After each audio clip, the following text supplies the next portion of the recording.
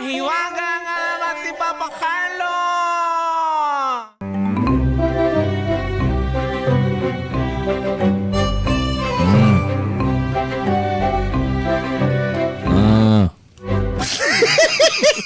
May baka. Magandang umaga sa inyo lahat. Welcome po sa Alamat ng Kontra. Alas 8 na alamat natin sa inyo ng Pot for Friends. Ako si Baba Jepoy. Ako naman si Papa Carlo. Tilapia, pinag-usapan kanina pa. Nakalive tayo sa Facebook. Pwede kayo mag-comment dyan. Pwede nyo share, add nyo sa story, share nyo sa GC. Let's go!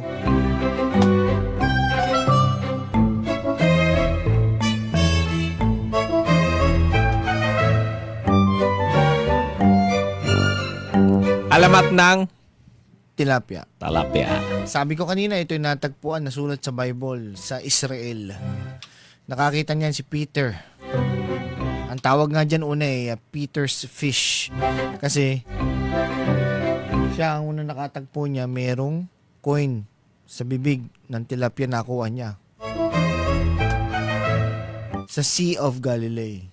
Na pinabulaanan nitong isang ito. Na may mas nauna pa daw kwento dyan. Ito sa Pilipinas to, Papa Jepoy. Sabi ko sa Africa, hindi rin siya naniwala. Dahil ang salitang talapia ay galing sa salitang Tswana. Okay? Salitang Tswana. Saan yan? Kita mo, tumatawa na naman. Tswana. Galing yan sa bansang Botswana. Ang ibig sabihin ay fish. Galing, no? Invento ko lang yun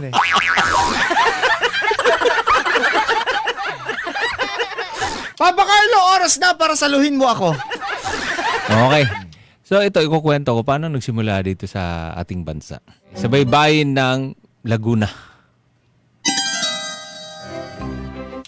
May bata, Papa Jepoy. Mangingisda. Pangalan niya ay si Tilio. Si Tilio ay payat, maitim. Parang adobo.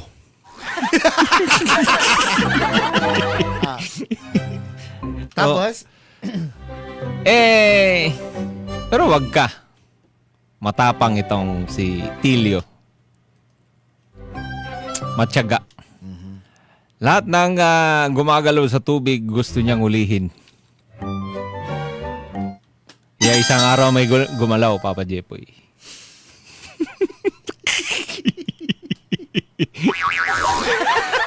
Nuli niya, kahuli niya. Shokoy. Shokoy. Shokoy.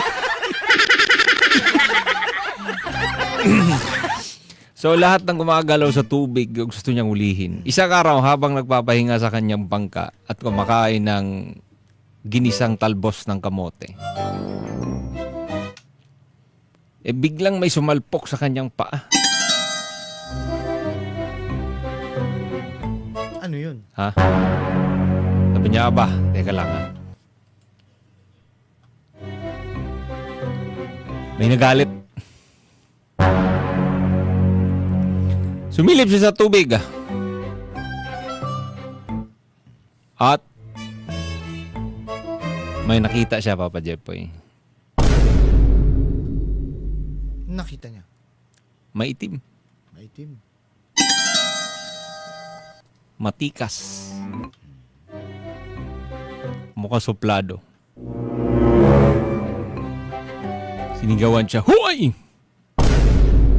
Ikaw ha? Gusto mong bugbugin kita?" Agad niyang hinagis yung lambat. May tsura na nakita niya na ang ganun. May hawak na tabo. May hawak Kaya pala nagalit. may hawak na tabo. Kaya pala talaga nagalit. Initsahan pa niya yung lambat. Naka-squat. Nakita niya. Naka-squat, may hawak na tabo. Oo.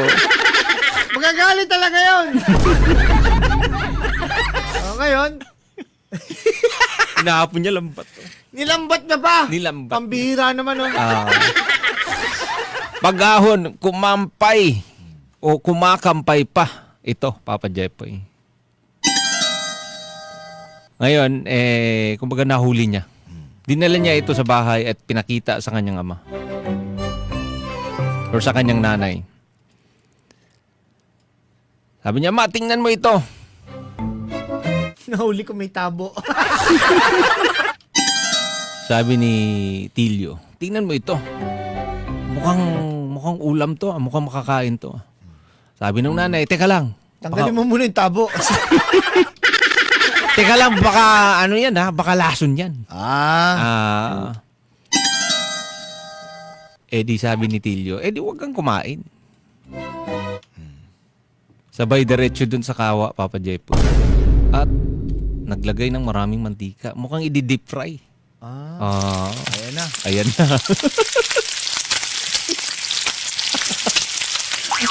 Kanina pa talaga nagpiprito yan. Kami pa alas 6 ah. Alas 6 pala, nagpiprito ka na. Idol! Ano ba piniprito mo? 2 oras na. Magandang umaga, Idol. Good morning, good morning, good morning.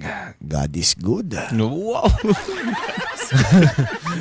Prito tayong talapia.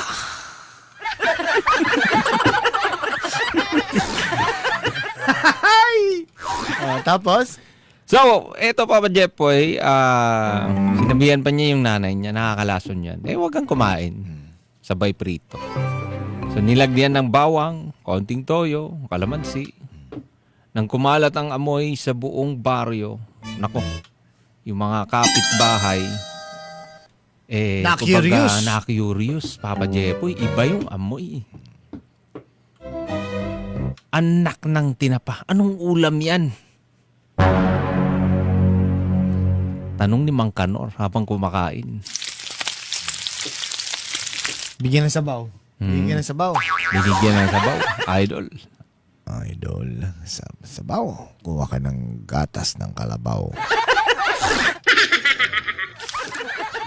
Ngayon, pinatikim doon sa nanay. Kumbaga nag-aalinlangan yung nanay tikman. Kasi nga, nagdadawang isip. Baka lason! Baka lason. Ngayon, nung nakumbinsi itong si nanay, sinubuan, napapikit. Kumbaga nanginig ng konti. Ba't nanginig na papikit? Ha? Bakit? Napapikit, nanginig habang inunguya. Sabi niya, "Ay anak, tilamsik ang sarap." Tilamsik. Tilamsik, tilamsik. Oh. Yun yung nabanggit niya. Tilamsik, tilamsik, sarap. Oh. At doon na, Papa Jepoy, kumbaga, mula sa salitang tilamsik. Pag piniprito. Oo. At syempre, kay Tilio na unang sumubok nito. Kaya kumbaga, Nabuo ang salitang simula nun tinawag ng talapia. Oo. Umalat ang balita, Papa Jepoy. Lahat ano ng niya yan? Tilamsik. Oo, tilamsik. Kumalat lahat ng balita. Pati yung mga mangingisda, gusto nang hulihin itong sinasabing si Tilamsik. Si Tilamsik. Oo, Hindi sila makahuli. hindi sila makahuli. May nagsabing pampaswerte daw yan. Hulihin lang nila doon sa lugar na kung saan may lalaking may dalang tabo. Doon na area. Doon lang? Oo. Kasi itong isda na ito matataba. Yun ang kinakain nila. Kaya pala mahilig sila sa burak. Sigurado ka, tilapia. I-drawing mo nga. I-drawing mo nga. Sige nga, patingin nga ng drawing na. Ito sa mga hindi nakakaalam ha. Sa Ingles, ang tawag dyan, ang tilapia, sa atin tilapia. Kay Idol, ang tawag niya, talapia. Sa English, ang tawag dyan ay Peter's fish. Okay? Bitters fish. Peter's fish. Drawing mo na. Sa English, Peter's fish. So habang nagdodraw. Nakilala yan sa buong mundo dahil nasulat siya sa Bible. Peter's fish. At maraming sinasabing Peter's fish ay sa may Sea of Galilee.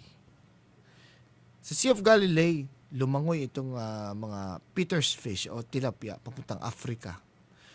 At nakarating ng Botswana.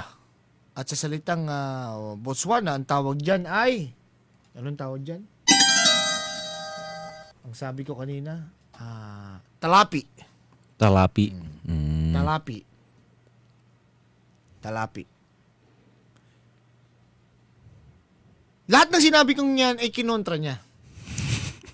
Okay?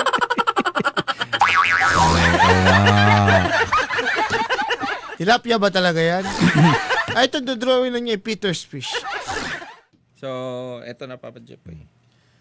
Ngayon, ipakita mo na sa amin, Papa Carlo, yung talapia. Tilapia. Ito. Tingnan maigi. Nasaan yung talapia? Ha?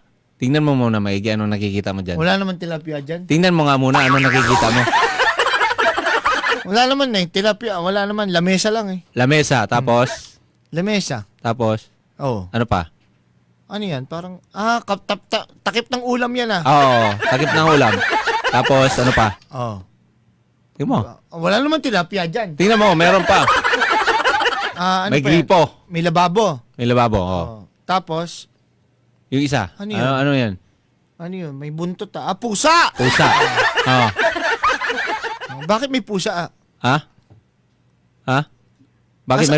Bakit may pusa? Oh. Nakita mo yung takip na yan? Oh. Nandyan yun sa loob. Hayop ka? Nandyan yung tilapia, tinakpan. Kasi may pusa. May pusa. Hayop ka talaga.